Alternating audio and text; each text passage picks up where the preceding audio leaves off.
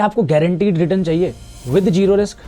This is not a click bait, क्योंकि कुछ investments होते हैं बैक्ड बाय द गवर्नमेंट जहां पर रिस्क जीरो होता है। तो आज हम ऐसे ही एक इन्वेस्टमेंट ऑप्शन के बारे में बात करने वाले हैं which is backed by the central government and one of the most popular investment options. तो हम आज बात करेंगे पब्लिक प्रोविडेंट फंड्स यानी पीपीएफ के बारे में।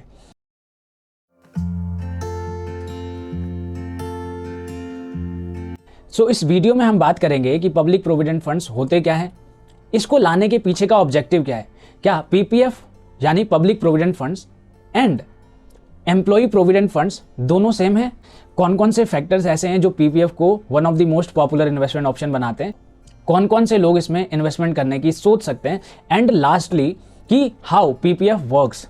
तो सबसे पहले हम समझते हैं पीपीएफ होता क्या है। तो पीपीएफ जो है वो एक रिटायरमेंट बेनिफिट टूल है जो लॉन्ग टर्म में आपको एक अच्छा वेल्थ जनरेट करने का ऑप्शन प्रोवाइड करवाता है without any risk because it is backed by the central government. तो पीपीएफ को समझने से पहले हम ईपीएफ को समझते हैं कि एम्प्लॉय प्रोविडेंट फंड्स क्या होता है।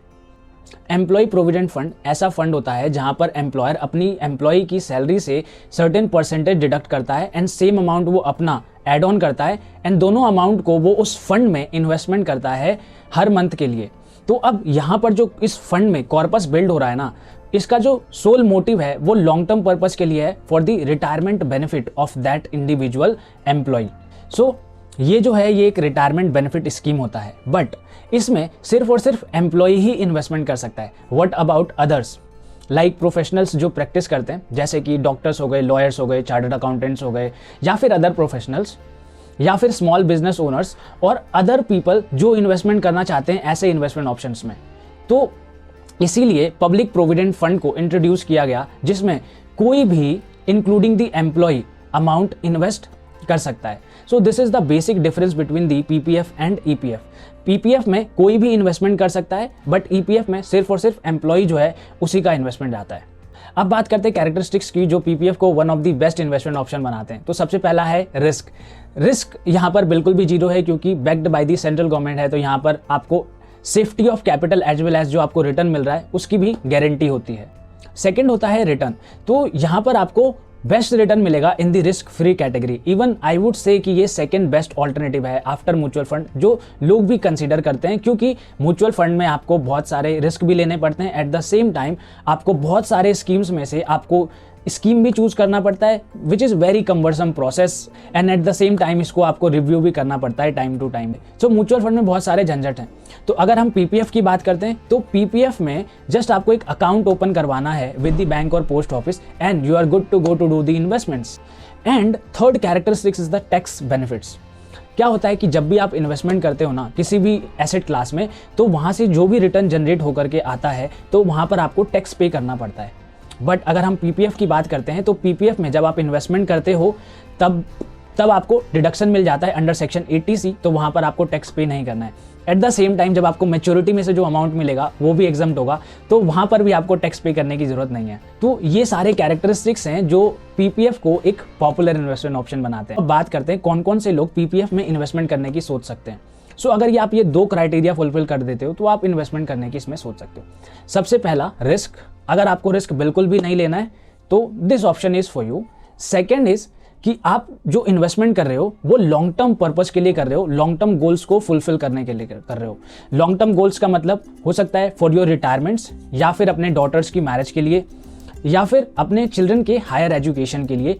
So now this is the last section. अब बात करते हैं कि पीपीएफ वर्क कैसे करता है और हम इन्वेस्टमेंट कैसे स्टार्ट कर सकते हैं। तो सबसे पहले आपको अकाउंट ओपन करवाना पड़ेगा। ये अकाउंट आप बैंक या फिर पोस्ट ऑफिस में ओपन करवा सकते हो, आप ऑनलाइन भी करवा सकते हो या फिर आपको ब्रांच विजिट करना पड़ जाएगा।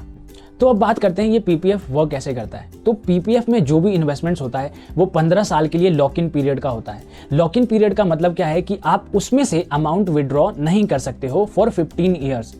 वेट अ सेकेंड, बट हमारे पास एक ऑप्शन अवेलेबल होता है कि आफ्टर 6 ईयर आप 50% जो अमाउंट आपने इन्वेस्ट किया हुआ है, फॉर एग्जांपल अगर आपने 10 लाख इन्वेस्ट करा हुआ है तो 10 में से आप 5 लाख रुपए तक जो है वो आप विड्रॉ कर सकते हो after 6 year of investments. Second option आपके पास और भी अवेलेबल होता है कि आप अपने इन्वेस्टेड अमाउंट के अगेंस्ट लोन ले सकते हो। अब वो लोन आपको 70 to 80% of your investment amount मिल जाएगा तो अब ये तो ठीक है कि यहाँ पर 15 साल का लॉक इन पीरियड है और 6 साल बाद हम निकाल सकते हैं। तो रिटर्न कैसे कैलकुलेट होता है? तो रिटर्न जो है अभी करंट रेट जो चल रहा है वो 7.1% कंपाउंडेड एनुअली चल रहा है। कंपाउंडेड एनुअली का सिंपल सा मतलब होता है कि जो इंटरेस्ट आपने ड्यूरिंग द ईयर कमाया वो इंटरेस्ट आपको ईयर एंड में मिलेगा एंड देन अगली साल से उस इंटरेस्ट पर भी आपको इंटरेस्ट इनकम मिलेगा। तो इसे हम बोलते हैं कंपाउंडेड एनुअली। लेकिन इंटरेस्ट कैलकुलेशन जो होती है वो मंथली होती है। इंटरेस्ट कैलकुलेशन यहां पर मंथली होता है on minimum balance between the 5th of the month and last day of the month. For example, आप अभी 6th मंथ के बिगिनिंग में खड़े हो एंड आपका जो ओपनिंग बैलेंस है वो 50,000 है। 6th मंथ के 10 तारीख को आपने 10,000 रुपये और इन्वेस्टमेंट किया, तो अभी जो आपका क्लोजिंग बैलेंस होगा मंथ एंड पे वो 60,000 होगा। बट इंटरेस्ट जो आपको मिलेगा वो सिर्फ 50,000 पर मिलेगा, क्योंकि इसमें जो मिनिमम बैलेंस है वो 50,000 है। तो यहाँ पर एक और हैक है, जहाँ पर जनरली जब आप पीपीएफ में इन्वेस्टमेंट करने की सोचते हो तो आपको 5 तारीख से पहले इन्वेस्टमेंट करना है। तो यही अमाउंट जो आपने 10,000 का 10th of the 6th month में जमा करवाया था ना, तो वो अगर आप 5 तारीख से पहले जमा कराते तो आपको टोटल 60,000 पर उस मंथ का भी इंटरेस्ट जो है वो मिल जाता। सो दिस इज अ हैक, है ना। तो ये एक नॉट आई वुड से कि हैक, बट ये लोगों को पता होना चाहिए अगर वो पीपीएफ में इन्वेस्टमेंट करना चाहते हैं तो। सो अब हमने बात कर ली, पीरियड की भी बात कर ली, हमने रिटर्न की भी बात कर ली। अब बात करते हैं हम इन्वेस्टमेंट्स हम कितने से स्टार्ट हैं। तो इन्वेस्टमेंट्स जो भी होता है ना, वो आपकी रिक्वायरमेंट, आपकी सिचुएशन के हिसाब से आपको करना चाहिए, कंसिडरिंग अदर फैक्टर्स कि आपने कहाँ पर इन्वेस्टमेंट किया है, आपके गोल्स क्या क्या हैं। तो मैं हमेशा बोलता हूँ कि जब भी आप इन्वेस्टमेंट की सोचते हो ना, तो आपको अपने गोल्स के हिसाब से इन्वेस्टमेंट्स ऑप्शन को चूज करना चाहिए, है ना। तो यहाँ पर जो इन्वेस्टमेंट्स आप कर सकते हो वो 500 रुपए से लेकर के 1.5 लाख रुपए पर ईयर तक इन्वेस्टमेंट्स कर सकते हो, और जो भी अमाउंट आप इन्वेस्ट करते हो उसका आपको डिडक्शन मिलता है। So this is everything about the PPF. So अगर आपको अभी भी कोई डाउट है तो आप अपना डाउट कमेंट सेक्शन में लिख सकते हो। I will happy to help you.